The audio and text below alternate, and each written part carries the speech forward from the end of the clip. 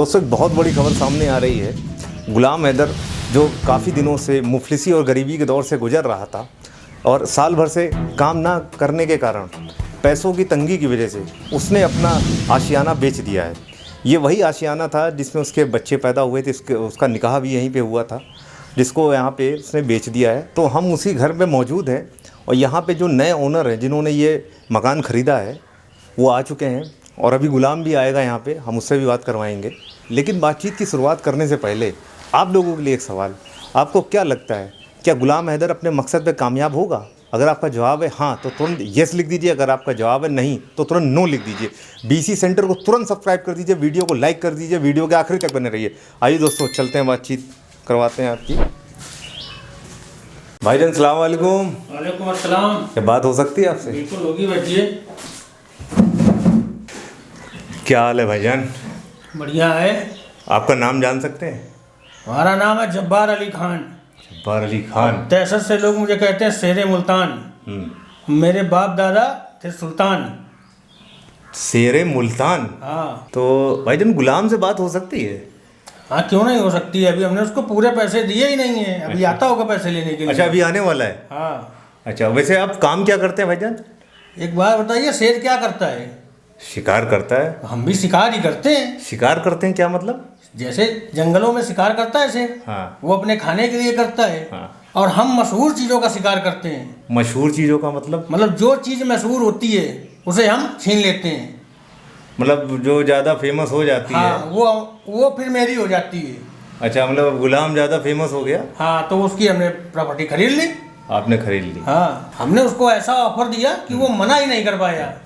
नहीं सर, हम समझ गए आप क्या करते हैं, बिल्कुल खानदानी आदमी हैं आप। बिल्कुल। वैसे ये आप बता सकते हैं कि गुलाम ने ये मकान बेचा क्यों है?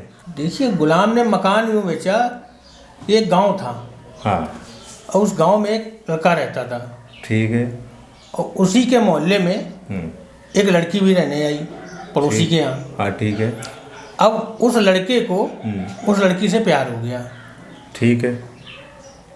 अब वो उसकी मोहब्बत में इस तरह खो गया कि अगर वो छत पे है तो ये छत पे, वो बाहर आ गई तो ये भी बाहर। इनकी जो है मोहब्बत पहले ऐसे चलती रही। ठीक है। इसके बाद फिर इसने सोचा कि अब इससे बात की जाए। अब उसकी हिम्मत नहीं हो रही थी कि लड़की से बात करे। एक तरफा प्यार लग रहा है। एक तरफा प्यार कर रहा था। एक तरफा प्यार चल रहा था। तो फिर उसे किसी ने बताया कि एक बाबा जी हैं, उनके पास आप चले जाओ, तुम्हारी सारी समस्याएं हल हो जाएंगी। ठीक है। अब ये गया बाबा के पास। बाबा ने इससे पूछा, हाँ क्या बात है? तो लड़के ने कहा कि हम क्या बताएं क्या बात है, आप बाबा आप बताओ कि हम क्यों आए हैं। हाँ सही है। तो बाबा ने कहा, अच्छा इश्क के मारे हो? लड़के ने सुना कि एकदम पॉइंट की बात उसने कह दी बाबा ने। बाबा समझ गए उसके जज्बात। लड़के ने सोचा सिद्ध पुरुष है, तुरंत पैरों पे गिर गया। ठीक है।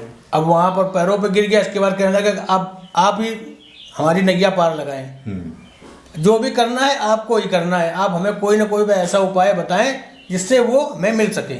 ठीक है। तो बाबा ने कहा, ठीक है हम बताएंगे, आप एक काम करो, 2 महीने का चिल्ला करो।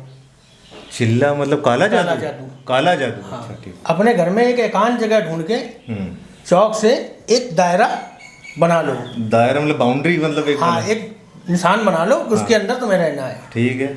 और ये तीनों चीज़ें लेके आप उसके अंदर बैठिए। ठीक है। और हम कुछ आपको दे रहे हैं, इसको पढ़िए वहाँ पर बैठ के। अच्छा। उसने कुछ बातें उन्हें बताई कि ये तुम्हें वहाँ बैठ के पढ़ना है 2 महीने तक। अच्छा ठीक है। अब लड़का कहने लगा, ठीक है हम करेंगे। अब लड़के ने बहुत मेहनत की, तब जाके वो तीनों चीज़ें इकट्ठी कर पाया। इकट्ठी करने के बाद वो अपने घर गया, उसने एक दायरा बनाया और दायरे के अंदर तीनों चीज़ें लेके बैठ गया। ठीक है। और जो बाबा जी ने दिया था वो बैठ के पढ़ने लगा। हाँ ठीक है। 1 दिन हो गया, 2 दिन हो गया, 4 दिन हो गए। ऐसे धीरे धीरे करके उसने जो है पूरे 2 महीने गुजार लिए। अब आखिरी दिन आया 60वां दिन। 2 महीने लगातार? हाँ। 60वां दिन जब आया तब वो फिर बाबा के पास गया। बोले, अब बताइए अब क्या करना है? बाबा बोले कि अब तुम्हें सबसे इम्पोर्टेंट चीज लानी है। लड़के ने कहा, क्या चाहिए? तो बोला कि कब्रिस्तान जाओ रात के 12 बजे। रात के 12 बजे? हाँ, और मुर्दे के शरीर की एक हड्डी चाहिए तुम्हें। एक हड्डी? बड़ा काफी खौफनाक मंजर, मतलब आप बता रहे हैं। अब वो काला जादू है। काला जादू में तो यही सब होता है। सही है। तो लड़के ने कहा ठीक है हम ये भी करेंगे, क्योंकि उसके दिमाग में वो लड़की इतनी बुरी तरह से बसी हुई थी कि वो निकल नहीं रही थी, और उस लड़की के चक्कर में वो अच्छाई को छोड़ के काले जादू की तरफ घुस रहा था। दीवाना हो गया था। तो लड़का वो रात को 12 बजे कब्रिस्तान गया। ठीक है।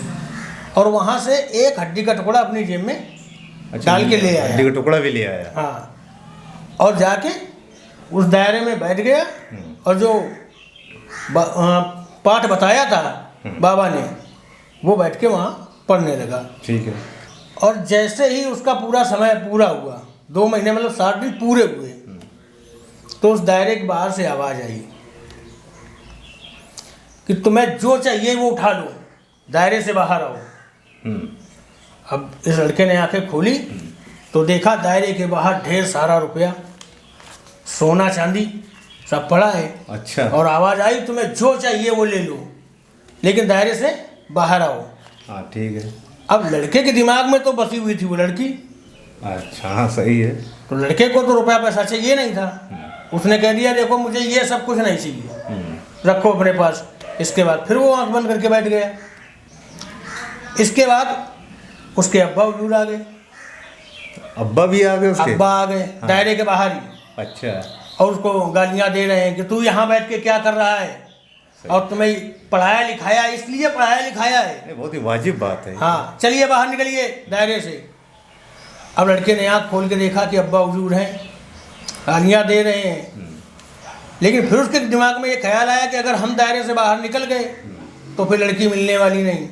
उसके दिमाग में वो लड़की ही बसी हुई थी। लड़की मतलब पूरी तरह से बस गई। तो उसने अपने अब्बा को भी नकार दिया और वहीं दायरे के अंदर ही बैठा रहा, आंख बंद कर ली फिर से। फिर इसके बाद दायरे के बाहर से उस लड़की की आवाज़ आई। अच्छा, वो जिसके बारे में जिसके बारे में वो सोच रहा था, उस लड़की की आवाज़ आई। तो इसने आंखें खोली तो उस लड़की ने कहा कि आपने हमें हासिल कर लिया, अब मैं आपकी हूँ, आप बाहर आ जाइए। अब जैसे ही लड़के ने उस लड़की को देखा, क्योंकि वो उसका इतना दीवाना था कि उसने ये नहीं देखा कि हम दायरे से बाहर जा रहे हैं। उस लड़की के चक्कर में वो दायरे से बाहर आ गया।